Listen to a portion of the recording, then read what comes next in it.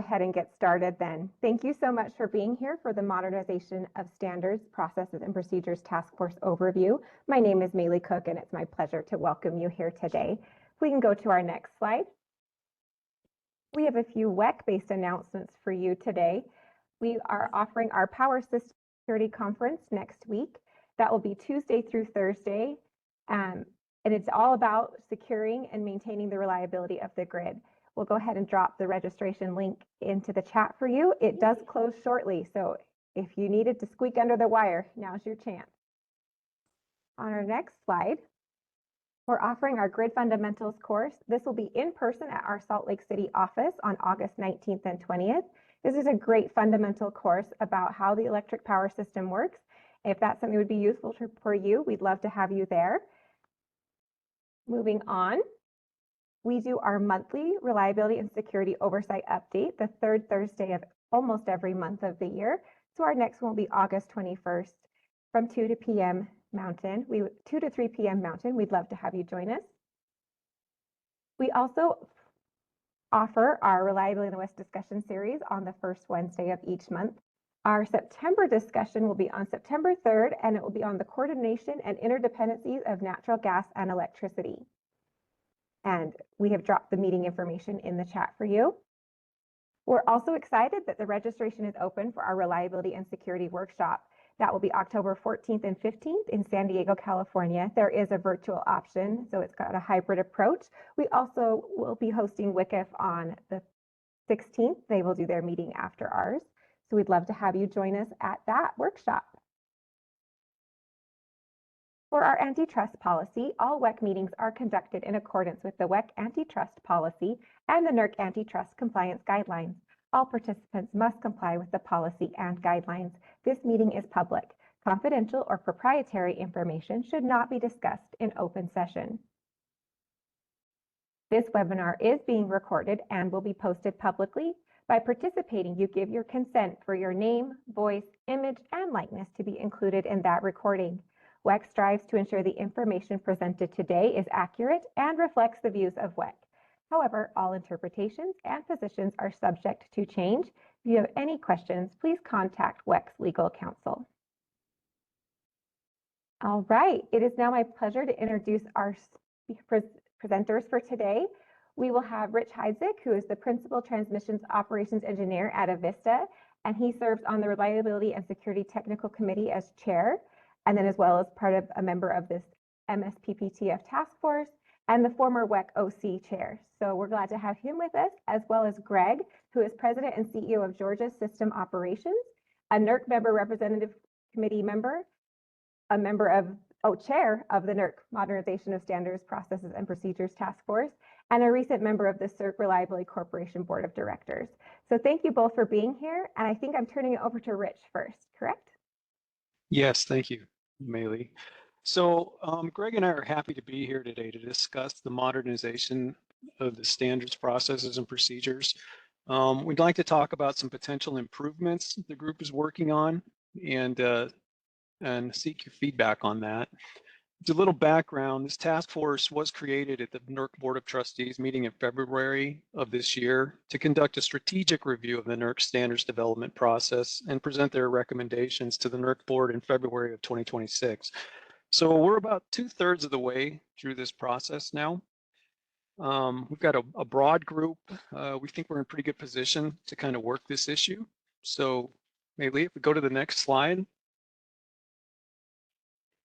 So I think the first question in most people's minds is why do we need to make a change to the standards process? And I think the key issue is the industry is going through a rapid evolution of reliability risks, particularly due to grid transformation, the retirement of conventional coal generation and some natural gas for other resources, renewables, the large loads issue that's kind of become at the forefront, say, the past 2 years, and a few other things. And events over the past 2 years have kind of indicated that maybe the current standards process is not quite nimble enough to deal with some of the risks associated with that. So in keeping with that, there have been some incremental enhancements over the past few years. In 2022, we made some changes to the standards process manual to kind of speed these things along. There was a look at the registered ballot body in 2023, and the gist of it is these incremental changes haven't created a noticeable improvement in the time it takes to move a standard from conception to enforcement to cover some of these risks. So a key part of this is robust, meaningful stakeholder participation. I know we hear that a lot, but this is although we have a good group together, we're not a huge group.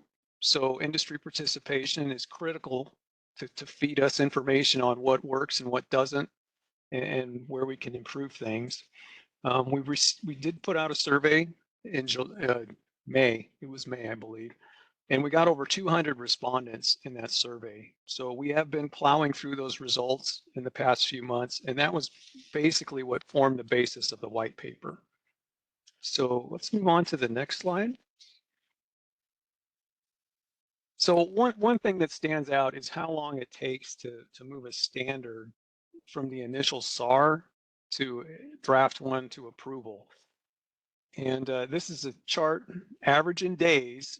So from the initial to final SAR, we're looking at something like 225 days to get that done. You know, so that's I can't do the math in my head. 7 months typically, and then from the SAR to the draft, you're looking well over a year and a half, and then from draft one to approval, typically almost a full year. This works out to about 3 years on average, start to finish, from an initial SAR to an approved standard.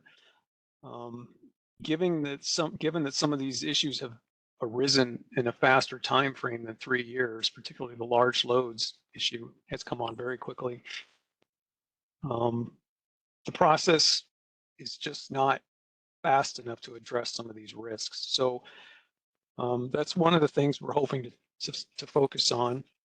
But what we're looking to get here is early acceptance and getting industry input early on, and finding more efficient ways to get off the blank page and start drafting a standard. Maybe can we go to the next slide, please? So we have some guiding principles for this group. The first is to modernize and transform the process. So we've had a process in place for about 20 years. It's been pretty effective, but it isn't quite nimble enough to handle this quickly evolving system. So in addition to this context, we've got 3 guiding principles we've been operating on. First, the need to transform and modernize the process. Second, identify areas of opportunity to save time and remove redundant steps. The task force is specifically concerned with creating efficiencies and reducing timelines associated with the standards process. And third, provide clear opportunities for stakeholder input and due process. And all of this has to be consistent with Section 215 of the Federal Power Act. So let's go on to the next slide. So here's where we've gone to date, the major timelines. In March, we stood up the task force. And in April, in March, and Greg Ford and Todd Lucas were selected as chair and co-chair of the group. So Greg is here with us today. So when I don't get everything right, Greg is used to steering me back onto the table because I was his vice chair for many years. So, but the big kickoff was in April, the MSPPTF workshop. We held a 2-day workshop in Washington. And that group included, let me go a little bit to the who forms this group. As I said, we had Greg Ford of the president and CEO of Georgia System Operations Corporation, and Todd Lucas, who's vice president of transmission operations and policy at Southern Company. We also have 2 board members, Sue Kelly and Rob Manning, participating on the task force. And the balance of the task force members were selected by NERC management and in consultation with the task force chair and vice chair. And the intent was to provide diversity and expertise, geography, and industry representation. So as we went into May and June, as I indicated, we did the survey. We sent out a survey to industry, and that survey data was brought back in June to the MSPPTF, where we held the second workshop. So in April, we divided the team into 3 groups: standards initiation, standards development, and balloting. And we've been proceeding forward with those 3 groups. And those 3 separate groups have been meeting regularly since April. When we got the industry feedback survey in June, the whole group got together, began developing the white paper based on those survey responses. And as we've gone into July, we've moved on to posting the white paper for comment. So the May through July timeline was basically where we were developing the white paper for industry to comment on, which is where we are today. So let's move on to the next slide. So as I mentioned, we broke it up into 3 processes. We have the standards initiation, and this generally begins when a request to develop a standard is submitted. Today we'd call that a SAR, and it ends when the request is approved to begin the drafting process. The standards development piece takes that and begins when a vetted request is approved for standard development and ends when the proposed standard is drafted. That's a very few words for a very complicated process. And then finally, once we have a standard that's ready for balloting, the ballot period begins when the standards are ready, and it ends when it's either approved or returned back for more changes. There are improvements every step of the way over the current process that can be made. As I mentioned, some of the time involvements in these processes can go on for quite a while. So let's kind of dive into each one individually. So if we go to the next slide. So with each one of these processes, the white paper proposes at least 2 options. And there are pros and cons behind each one, and maybe a mix and match of both is appropriate. We are relying on industry to give us their feedback on this. But on the standards initiation side, there are 2 processes we're looking at. One is to implement a biannual review and prioritization process. So what would that look like? That would be a reimagined process that's streamlined, repeatable, and consistent while incorporating vetting, prioritization, and industry input early in the process. There'd be 2 paths through this process. One would be a fast track for FERC directives and NERC board initiatives or directives, where a technical conference would be immediately convened to gather information for development of a term sheet, which would then pass on to the drafting team once it is at the appropriate level. The other path would be for all other submissions. So this would be the normal type of submissions we get today. And it would be overseen and shepherded by a standing group of stakeholder experts. For now, we'll call it a stakeholder council. Anyone would be able to submit a standards request, but it would be done in a more uniform, predictable way. So twice a year, there would be an open submission process. Once that period closes, there would be an industry conference focused on vetting and prioritizing the submissions received. That helps cut back on the redundancy and allow any consolidation of topics should that be appropriate. This council would then use these conferences to quantify and evaluate identified risks, obtain stakeholder input on potential mitigation efforts, and the need for a proposed reliability standard, and review and technically vet and prioritize or reprioritize as needed proposed standards efforts. At the conference, it will be determined if requests rise to the need of a standard, or if they can go to the RSTC for other actions, such as a white paper, a guideline, monitoring, something along those lines. For requests that rise to the need of standard, the term sheet would be thoroughly developed before it's passed on to the drafting team. The second option would be a centralized process through the RSTC.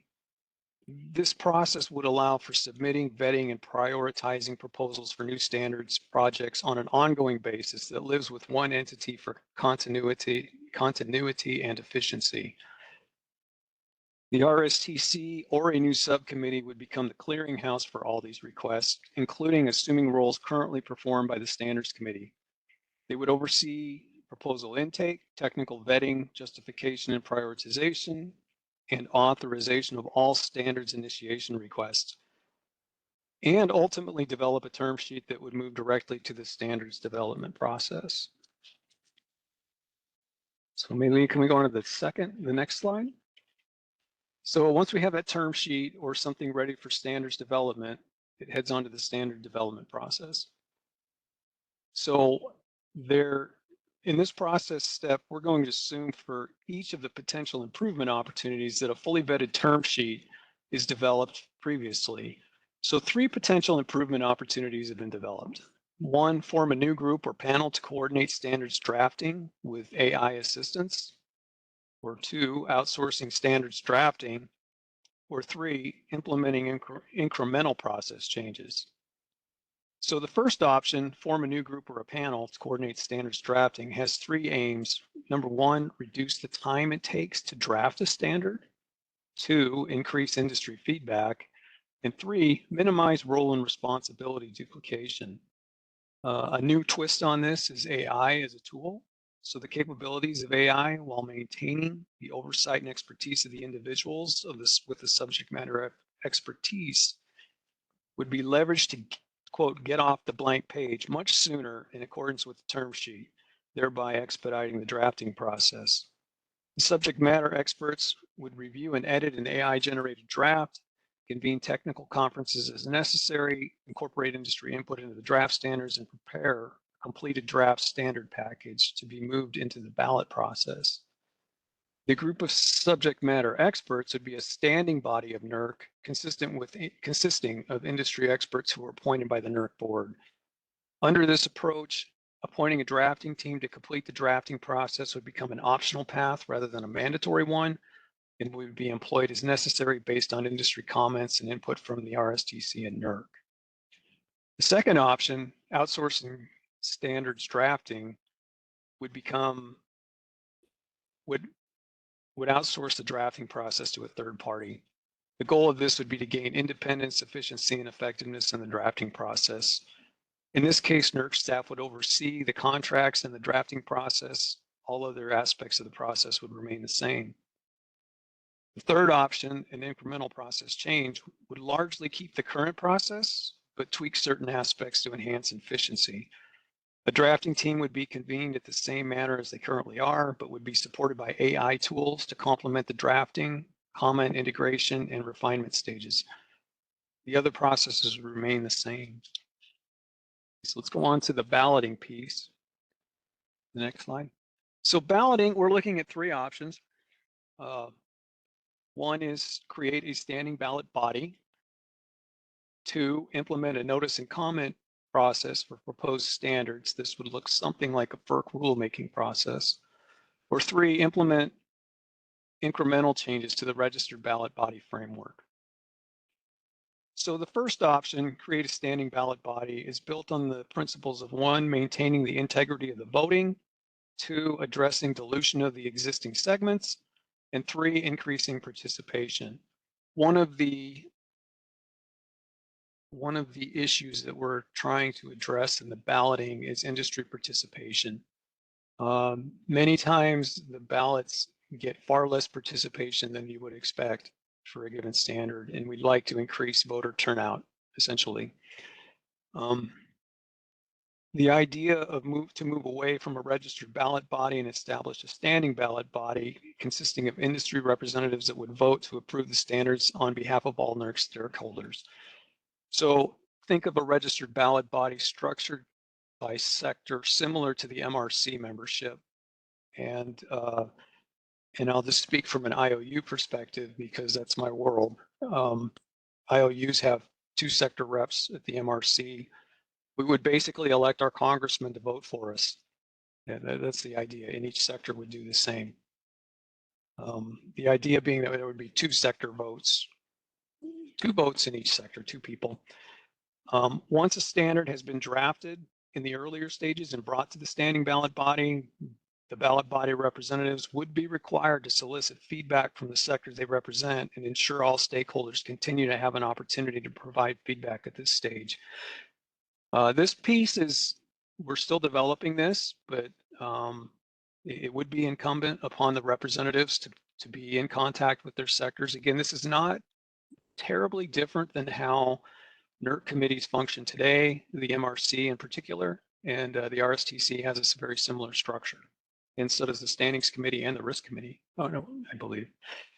So after gathering sector feedback, the standing ballot body representatives would cast the vote on behalf of their sectors. If they approved a standard, it would be presented to the NERC board for adoption. If not approved, the standard would go back to the drafting process for revisions. This option also contemplates a path for FERC directives or urgent NERC board initiatives. For those, there would be one advisory ballot with the standing ballot body, and following that, the standard would be presented to the board with the results and explanations of voting positions, and the board would consider and whether to decide to adopt the standard. This particular option was brought about with the assumption that significant stakeholder input would occur in the initiation and development steps, so that by the time it came to the standing ballot body, there would be a strong sense of whether the industry supported the ballot. So the balloting process, all three options, and I'll go through the other two, all really depend on the first two pieces of this process, both the initiation of the standard and a solid standard with industry support by the time it gets to balloting. The second balloting opportunity is the implement notice and comment process for proposed standards, as it's titled. This opportunity is built on the principle of streamlining the standard development process while retaining stakeholder participation by removing stakeholder balloting and replacing it with a notice and comment approach. This approach, which is modeled after FERC's rulemaking proceedings, would allow for a framework with more definitive timelines and opportunities for engagement. Once a draft standard is ready for public input, the proposal would be posted and anyone would be able to respond with comments to the posting. NERC would provide guiding questions for pointed feedback and then analyze the comments and update the draft standard based on public feedback. Depending on the level of changes made, the proposed standard would move forward for board adoption or be put out for comment one more time. The commenting piece in the pointing questions is very similar to how we ballot standards today.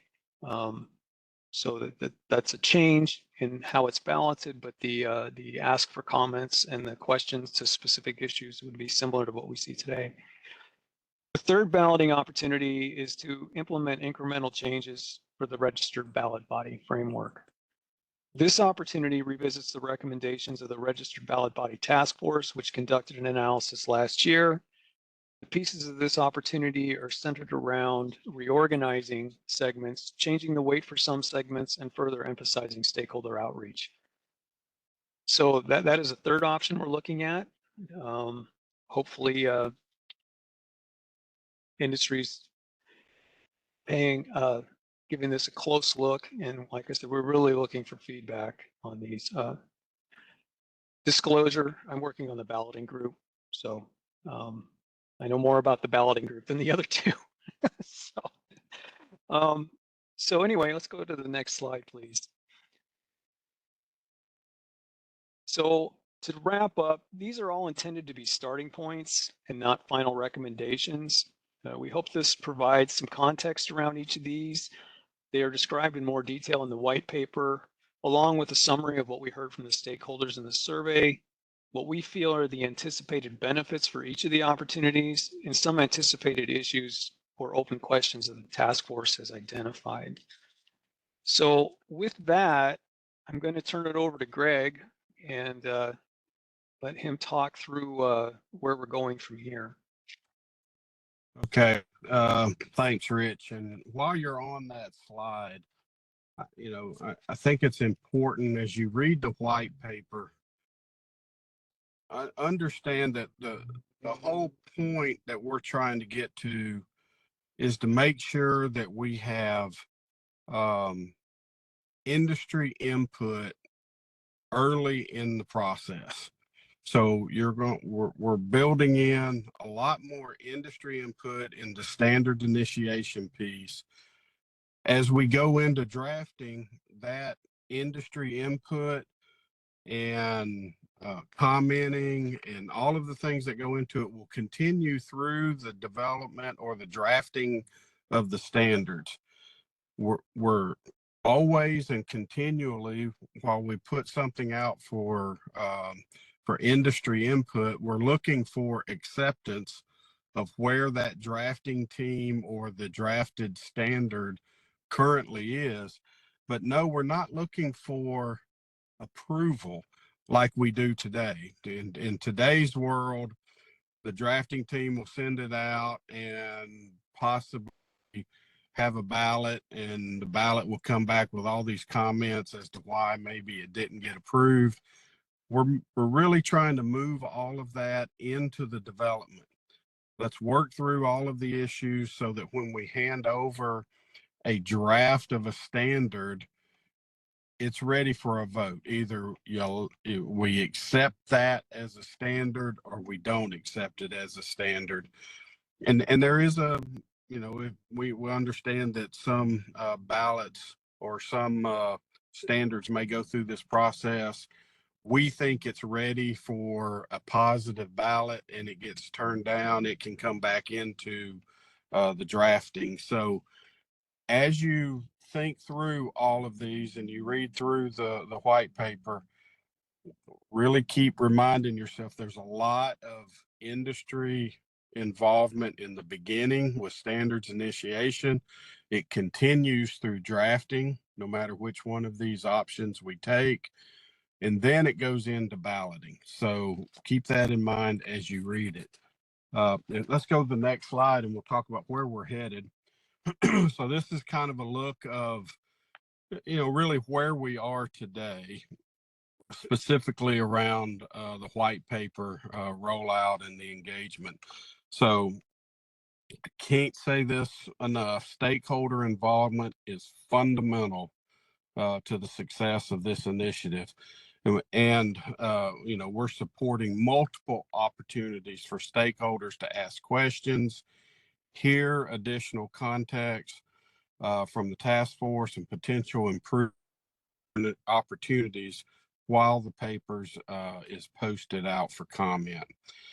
We've mentioned the white paper was published on July 22nd. That's when we actually held a webinar that day, and then we released the paper out and asked for the industry to provide context around the opportunities that we have, and opened up this period for feedback that we could have on the white paper. So you see, going to the top part there in the middle, the week that we're in right now, we've actually had two what we're calling drop-in Q&A sessions. We had one specifically on the standards initiation.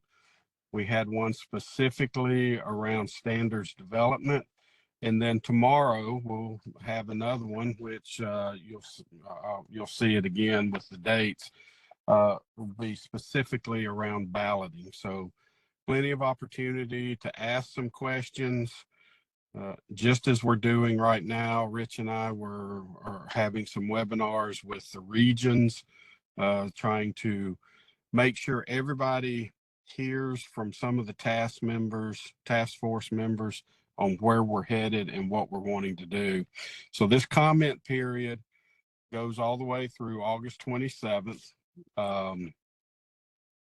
Can't again encourage and ask that you submit comments. Tell us what you like about the white paper. Tell us what you don't like about the white paper. Each one has some options. Each one has some, I think, positive points. Each one has some cons to it. But at the end of the day, based on how we get comments, the goal is to see a clear option that industry is okay in initiation, a clear option that industry is okay with in development, and then one in ballot. And the idea then is to link those three together in one continuous process that we can then come back to industry and have one recommendation from start to finish that will give meet the criteria that the task force was set out, but more importantly, get industry comment, industry input, And then we will take that input, convene again, and get recommendations ready for the board of directors in February of next year.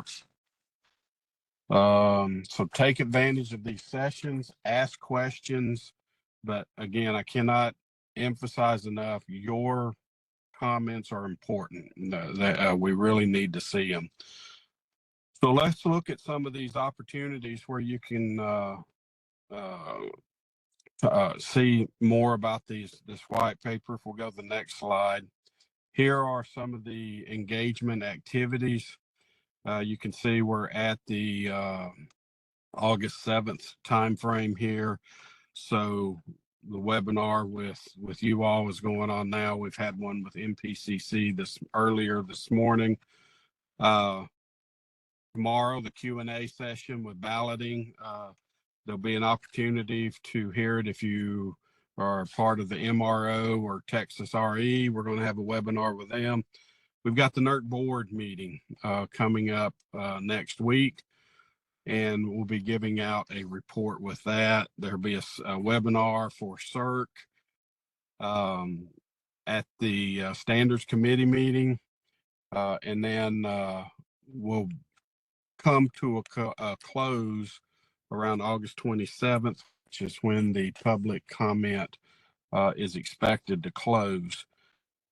Obviously, if the public comment closes and you come up with some ideas, send us an email. So there'll be the page on the NERC site. We've actually got a MSPP task force page. We've got a spot there where you can send questions and email that will capture any questions you may have. And I'll probably hit on that here in just a little bit as well. So if you'll go to the next slide, what is the MSPP task force really asking for? Well, give a good read, get a good, honest look at the white paper. Ponder those opportunities, take a look at it, talk with your peers, look at what we're trying to do. You know, where are we trying to get to? We're really trying to make this process consistent, understandable, but also efficient and quicker. Getting from the need of a reliability standard to a standard that can go out and have actionable impact. That time frame needs to come down, and it needs to be shorter than, on average, a little over 3 years. So if average is 3 years, you all know some of them, they do go pretty quick. Some of them take 4, 5, and 6 years to get done as well. So we need to have a better consistent approach at hitting these reliability needs that we come up with. So again, if you've missed any of the initial webinars, they're recorded. They're on the NERC's YouTube channel, I guess it is, accessible through NERC's website. There will be other events through regional entities, or just an email to them, and they'll allow anybody to come in and listen. At the August Board of Trustees meeting, you'll hear from some of us there reporting out on the activities that we've done, but really want you to focus in on these 3 main questions for each of the process steps. What do you support? Obviously, and if you support it, why do you support it? And if you have suggestions around enhancing what is put there, take in mind that these are very high level. We did not go into a lot of detail, especially on ones that, you can be pretty sure, or you're really not sure if industry is going to be acceptable to this. So you don't go very deep into it. It's an option, but let's hear from industry before we go too far into the weeds on it. What do you see that concerns you, and why? And again, if you have suggested modifications that might address those concerns, and then any additional thoughts or suggestions that you think the task force could consider. So I kind of went through that in a broken way. Let me go back through them. What do you support and why? And do you have enhancements? What do you see that concerns you and why? And do you have any modifications to those concerns? And then certainly any additional thoughts or suggestions that you have. Those would be great if you could submit those in with your comments by August 27th. So we have a timeline. Let's go to the next slide. And you can see there, here's this overarching timeline that gets us through what we think will be the end of the project. But right now we're in that Q3 area. Your input on the white paper. The intent then is to refine the potential improvement opportunities and develop a draft recommendations. And after the comment period closes on August 27th, we'll be getting back together. Once we do that, we will be soliciting stakeholder input on the draft recommendations in the fall. You can see that as we get through into Q4. We'll finalize any recommendations that come to, as we go through this process. And the intent is to bring a set of recommendations that industry has seen, we have shaped based on industry comment, and we will present those at the February 26th meeting to the NERC Board of Directors. Throughout the process, we will be communicating with you, leveraging the existing meetings, having MSPP task force members speak at large groups, one-on-ones, whatever you want, we're going to be there. That's basic intent of what we're trying to do. We've engaged probably in over 1,700 to 2,000 folks that have seen and heard this message, at least when you see the numbers of people that join the webinars. So a lot of people have dialed in, a lot of people have listened to various task force members talk about this. Reach out to us, anyone on the task force at any time. Please, we want to hear from you. I can't say that enough. So resources at your fingertips. If you'll go to the next slide. So you can see, we have in the white paper itself are links that will take you to some of the resources and areas for you to submit comments. There's the page on the NERC website, as I've indicated, to dedicate to the task force efforts and capture any questions that you may have. There's a number of resources posted on that page. And I especially want to highlight the external engagement documents, which obviously we've mentioned several times in this. External engagement documents are updated regularly, captures all of the upcoming public engagements in one place. So this link has all that information, and you can register for each one that you choose to participate in. We also provide a monthly update on task force activities at the beginning of each month. These are sent from the NERC staff via the email, but it's also posted on this MSP webpage, and you can see that that update there. Let's go to the home slide, or the end slide, I guess you could call it. So, Rich and I are very pleased, to talk to you. I know the MSPP task force is all working together to try to bring industry some good options in this phase. Ultimately, based on comments, we hope to bring the industry a good, dependable solution for how we can go forward to react more quickly, as Rich said, be a little more nimble, be able to address directives, whether they're from FERC, they could come from NERC as well. But it's how do you address those very urgent, high priority reliability issues? And we hope to be able to present that to you. Definitely look forward to receiving your input, your questions, your comments, and we will do our best to answer every one.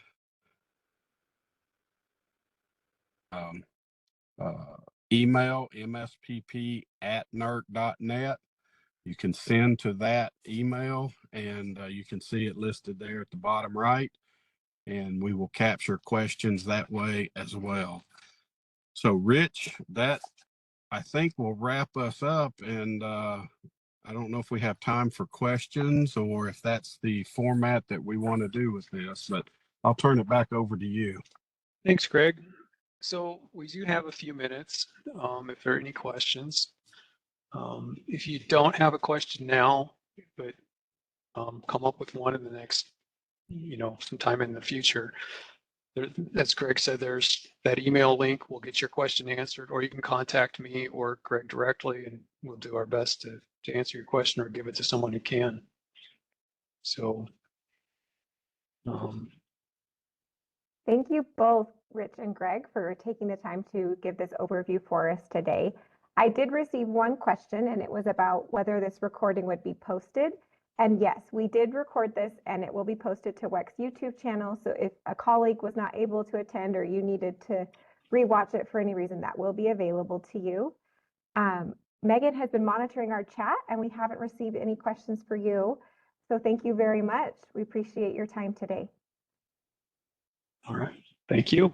Thank you. I appreciate the opportunity. Thanks. All right. Have a great day, everyone.